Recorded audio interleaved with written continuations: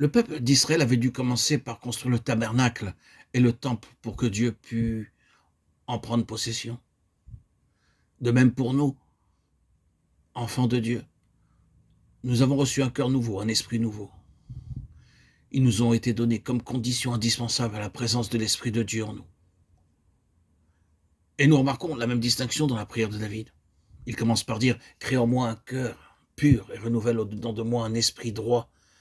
Après quoi il ajoute « Ne m'ôte pas l'esprit de ta sainteté ». Psaume 51, 12, 13. De même, dans ces mots, ce qui est né de l'esprit est esprit. Jean 3, 6.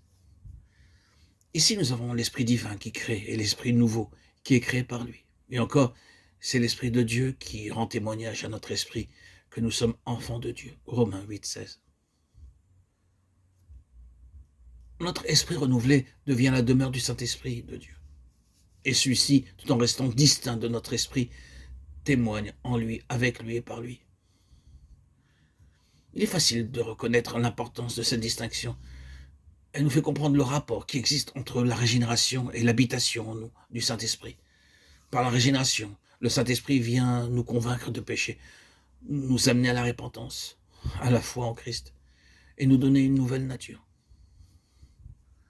Dieu accomplit ainsi cette promesse. Je mettrai en vous un esprit nouveau. Le croyant est alors un enfant de Dieu, un temple prêt à recevoir le Saint-Esprit. Et dès que la foi saisit la seconde partie de la promesse, elle s'accomplit en lui tout aussi certainement que la première. Mais tant que le croyant ne regarde qu'à l'œuvre de régénération, qu'au renouvellement de son esprit, il ne parvient pas à la vie de joie et de force que Dieu lui avait préparée. C'est seulement quand il saisit la promesse de Dieu tout entière, quand il croit qu'il y a pour lui quelque chose de mieux encore que la nouvelle nature, quand il comprend que l'Esprit du Père et du Fils veut réellement habiter le temple préparé en lui, que s'ouvre pour lui toute une merveilleuse perspective de sainteté et de grâce nouvelle.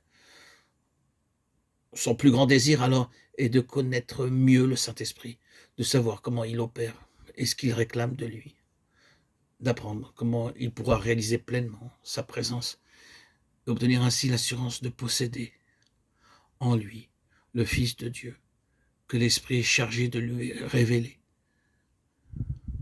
Ces deux parties de la promesse divine s'accomplissent-elles simultanément ou successivement? De la part de Dieu, ce double don est simultané. L'Esprit ne peut pas se partager. En nous donnant son Esprit, Dieu se donne lui-même à nous avec tout ce qu'il est. C'est ce qui eut lieu le jour de la Pentecôte. Les 3000 personnes ajoutées à l'Église, acte de 41, reçurent un esprit nouveau, la repentance et la foi, et après avoir été baptisées, elles reçurent le même jour la présence de l'Esprit en elles, comme le sceau de Dieu qui répondait à leur foi.